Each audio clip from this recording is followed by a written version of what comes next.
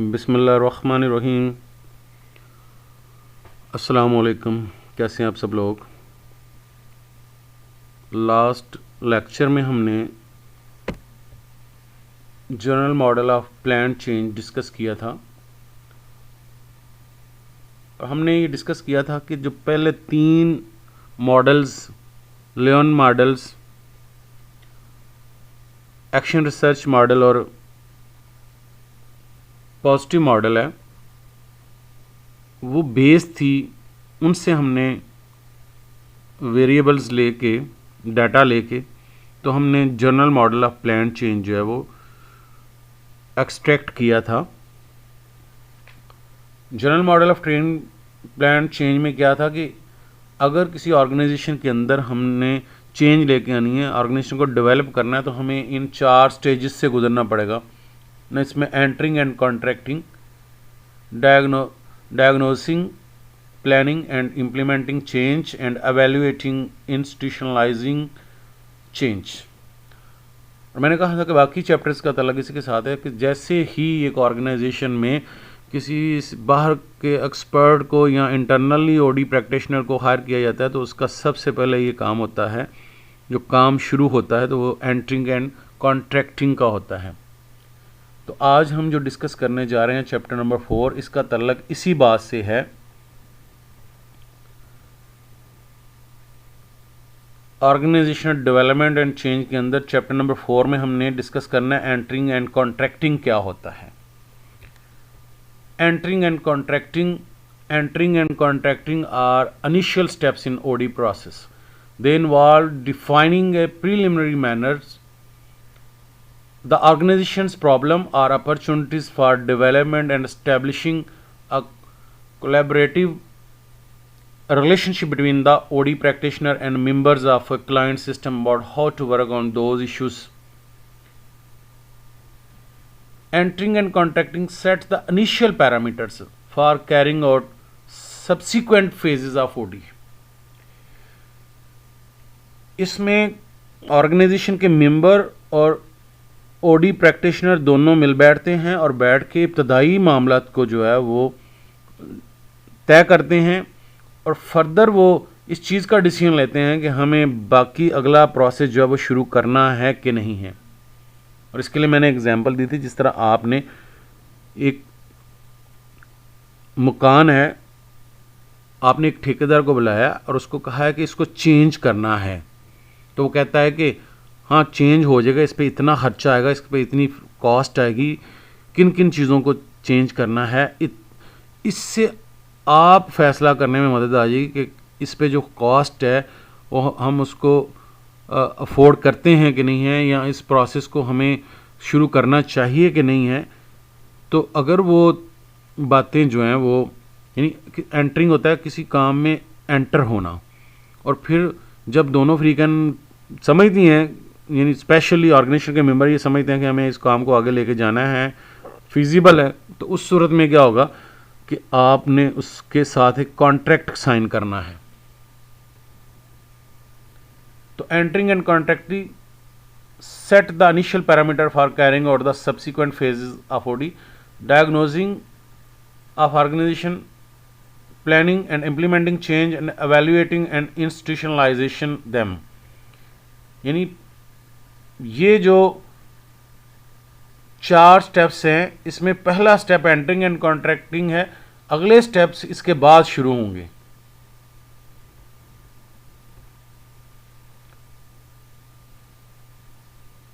Entering and contracting can vary in complexity and formalities depending on the situation.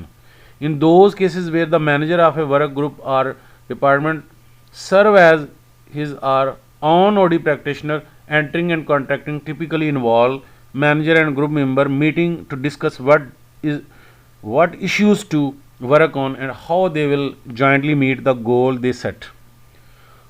अगर तो OD practitioner जो है वो इंटरनली ही है, ऑर्गेनाइजेशन के अंदर से ही है, तो फिर तो वो मेंबर्स और वो मिल बैठेंगे और चाय की मीटिंग होगी और उसमें बैठ के तय कर लेंगे। Here the entering and contracting are relatively simple and informal. They involve all relevant member directly and process within minimum and formal procedures. कम से कम फॉर्मेलिटीज़ होंगी। In situation where manager and administrations are considering the use of professional OD practitioner, अगर हमने अपनी organisation को change करने के लिए बाहर से ओडी प्रैक्टिशनर मंगवाना है तो then either from inside or from outside the organization, entering and contacting tend to be more complex and formal. OD practitioner may need to collect preliminary informations to help define the problematic or development issues.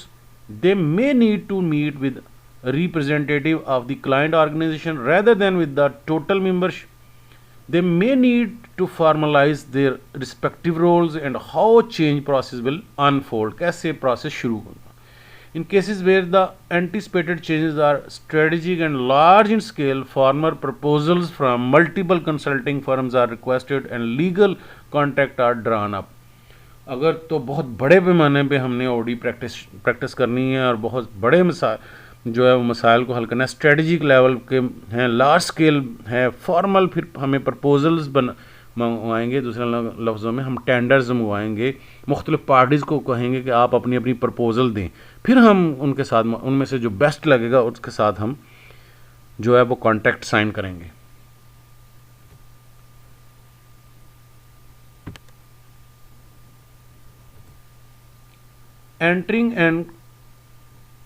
Entering into an OD relationship,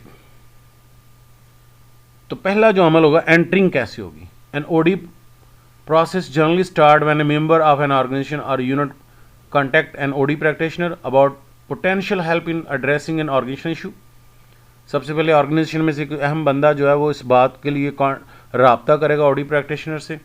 the organisation member में भी ये manager हो सकता है, वो staff हो सकता है, स्पेशलिस्ट हो सकता है और सम अदर कीज पार्टिसिपेंट्स हो सकते हैं। प्रैक्टिशनर में भी an OD professional from inside or outside the organisation.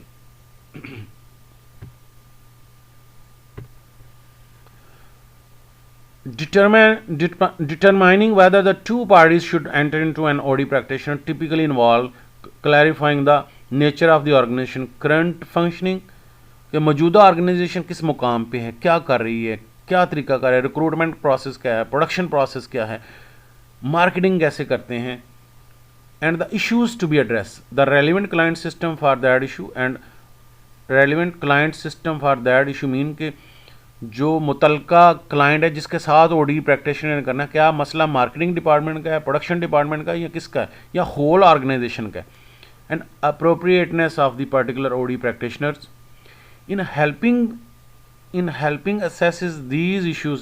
OD practitioner may need to collect preliminary data about the organization. पहले वो इब्तदाई डाटा हासिल करेगा। Similarly, an organization may need to gather information about the practitioner competency and experience. चूँकि एक relationship में बंधने जा रहे हैं, इसलिए जो OD प्रैक्टिशनर है वो भी जानेगा कि इस ऑर्गेनाइजेशन के साथ मुझे काम करना है कि नहीं है, इस ठेकेदार को हमने रखना है कि नहीं है। ये ऑर्गेनाइजेशन करेगी। इस प्रैक्टिशनर ओडी प्रैक्टिशनर की मार्केट में रिप्यूट क्या है, काम कैसा करता है, अपना स्किल कैसा है।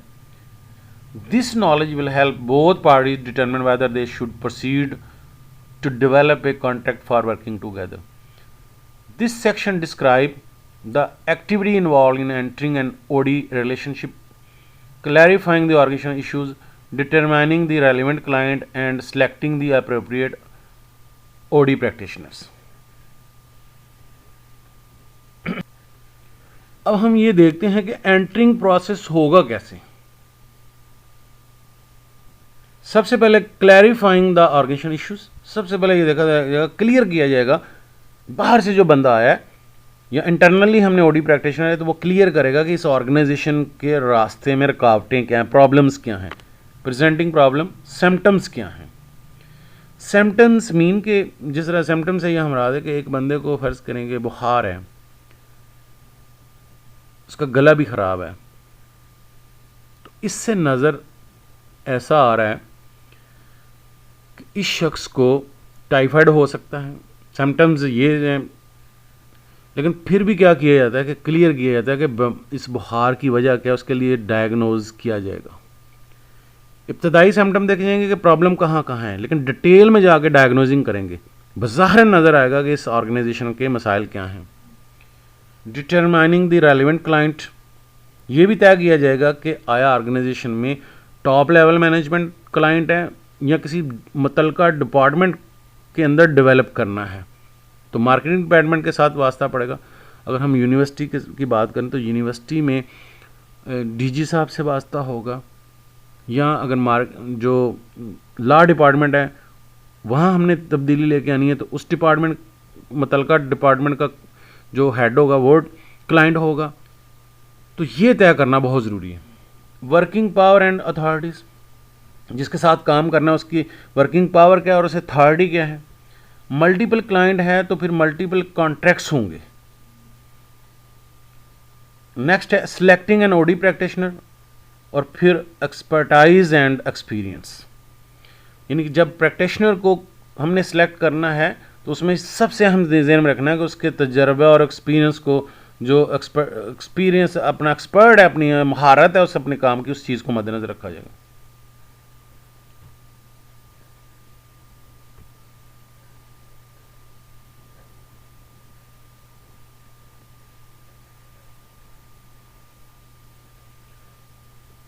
तो क्लैरिफाइंग द ऑर्गेनाइजेशन इश्यूज, यानी जब हम किसी मुआहदे में एंटर होने जा रहे हैं तो उससे पहले सबसे ज़रूरी है एंटरिंग। तो एंटरिंग में सबसे पहले हमने क्या करना है, क्लैरिफाई करना है ऑर्गेनाइजेशन के मसाइल क्या हैं। When seeking help from the OD practitioner, organization typically start with presenting problem, the issue that has cause them to consider an OD process. It may be specific हो सकता है, ड्रेस्ड मार्केट शेयर हो, decrease market share हो सकता है, increase एब्सेंटीनिज्म को, यानी कि ऑर्गेनाइजेशन के जो कि ओडी प्रैक्टिशनर को हमने बुलाया है कि किसी मसले के हल के लिए, तो उसमें वो मसला क्या हो सकता है, मार्केट में शेयर कम हो रहा है, या हमारे एम्प्लॉइज़ का मसला है, और general we are going to fast, we need to prepare for a rapid change. इनमें से कोई भी मसला हो सकता है। सबसे पहले हम इनके ऑर्गेनाइजेशन के रास्ते में जो रुकावटें हैं, ऑर्गेनाइजेशन के ग्रे एरियाज हैं, उसको हाईलाइट करना है। In many cases however the presenting problem is only symptoms of an underlying problem. For example high cost may result from several deeper causes, इनका ऑर्गेनाइजेशन की हमारी कॉस्ट ज़्यादा है तो उसकी कई एक वजूहत हो सकती हैं, including the ineffective new product हो सकती है डेवलपमेंट, मैन्युफैक्चरिंग प्रोसेस हमारा ठीक नहीं हो सकता, इनअप्रोप्रिएट कस्टमर सर्विसेज पॉलिसी हो सकती है, प्रोसीजर हो सकता है, और conflict between the interdependent groups हो सकता है। The issue facing the organization or department must be clarified early in the OD process so that subsequent diagnostic and intervention activities are focused correctly. Gaining a clear perspective on the organization issues may require collective preliminary data. OD practitioner often examine company record, interviews, or few key members to gain an introductory understanding of the organization, its context and nature of the presenting problem. Those data are gathered in a relative short period of time, typically over a few hours to 1 or 2 days.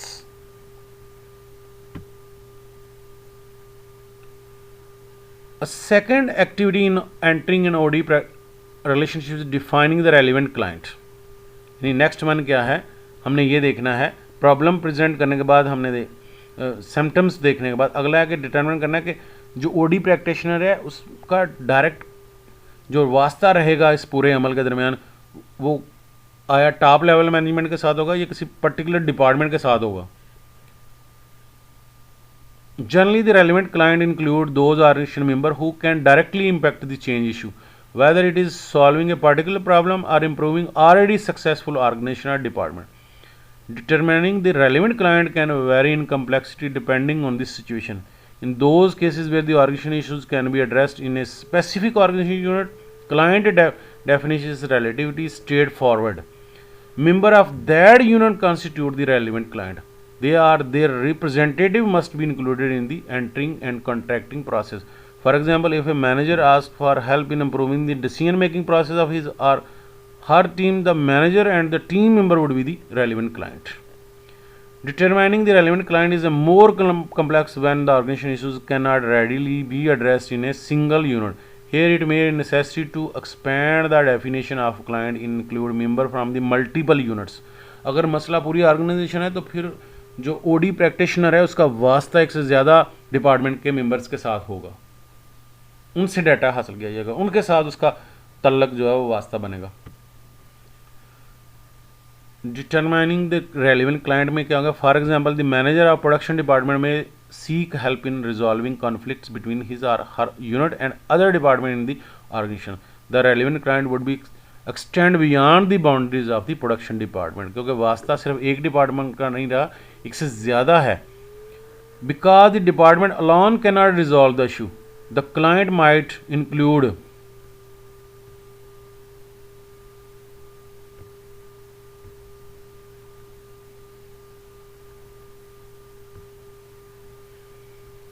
the client might include members from all departments involved in the conflict as well as the executive to whom all the department report. If that interdepartmental conflict also involved key supplier and customer from the outside the firm, the relevant client might be include member of those groups.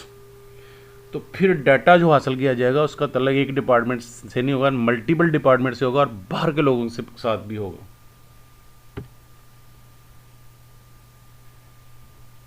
और entering में जो तीसरा point होगा, selecting an OD practitioners. The last activity involve in entering an OD relationship is selecting an OD practitioners who has expert and experience to work with the member on the organization issue.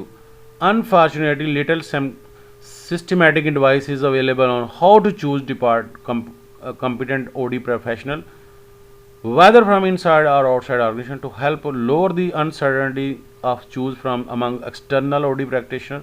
Organization may request that proposal to be submitted. यानी इससे पहले क्या कि हम किसी एक को choose करें, हम मल्टीपल लोगों को कॉल करें। फ़र्ज़ करें हमने इवन कंप्यूटर ख़रीदना है तो पहले हम टेंडर मंगवाएंगे, बहुत से लोगों को कहेंगे कि अपना अपना डाटा भेजें, फिर हम उनमें से कोई एक चूज़ करेंगे। In those cases OD practitioner must take all information gather in the prior step and create a outline of how process might be unfold. तो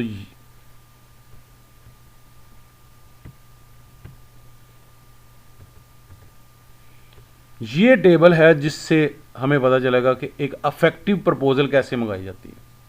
यानी जब भी आपने ओडी प्रैक्टिशनर को चूज़ करना है तो बाहर से अगर करना है तो 5-6 फर्म्स को हम कहेंगे कि अपनी अपनी प्रपोजल भेजो कि आप ओडी को किस तरह से कंप्लीट करेंगे। तो कंटेंट क्या होंगी, सबसे पहले जब आपने उससे जो प्रपोजल्स मंगवानी है तो उसके लिए आपने इसको समझने के लिए इस तरह है कि आपने अगर कंप्यूटर ख़रीदना है, लैपटॉप ख़रीदना है तो आप मुख्तलिफ सप्लायर को फ़ोन करके कहेंगे अपनी अपनी कोटेशंस भेजें, आप कितने में देंगे, टर्म एंड कंडीशन क्या होंगी, पेमेंट कैसे लेंगे है।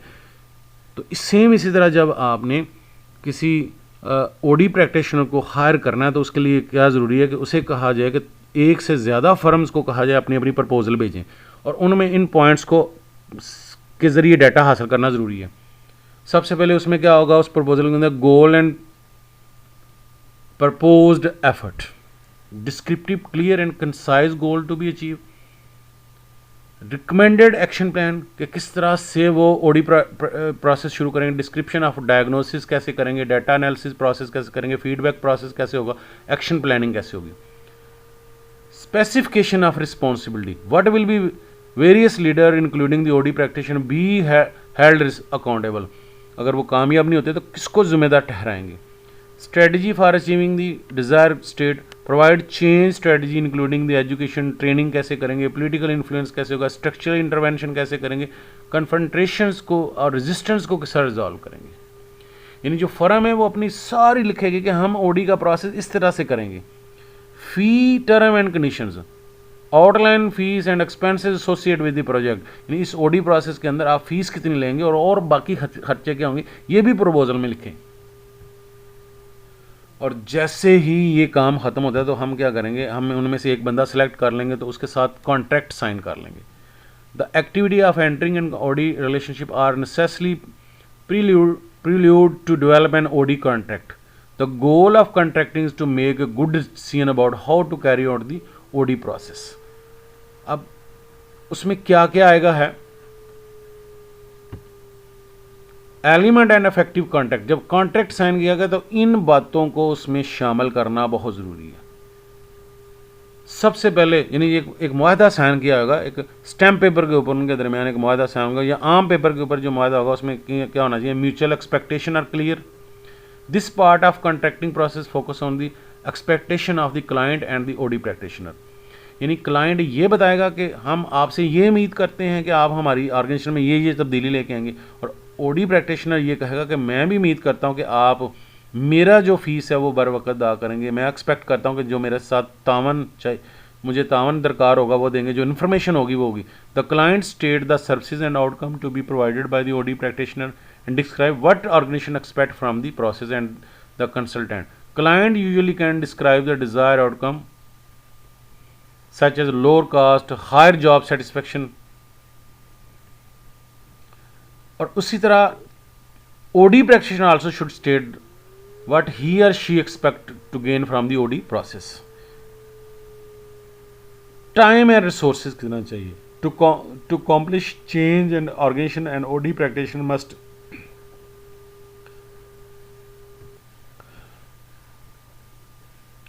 उस मुआहदे में ये भी दिखाएगा कि ये जो ओडी प्रोसेस है कितने टाइम में होगा और उसके लिए रिसोर्सेज कितने चाहिए। Grounds rules, the final part of the contracting process involve the specifying how the client and the OD practitioner will work together. Parameters तय कर लिए जाएंगे हैं। द पैरामीटर एस्टेब्लिश में भी इंक्लूड सच एज कॉन्फिडेंशियलिटी होगी, if and how the OD practitioner will become involved in the personal or interpersonal issues, how terminate the relationship, and whether the practitioner is supposed to be make expert recommendation and help the manager make decisions। ये सारी बातें उस मुआहदे के अंदर शामिल होंगी।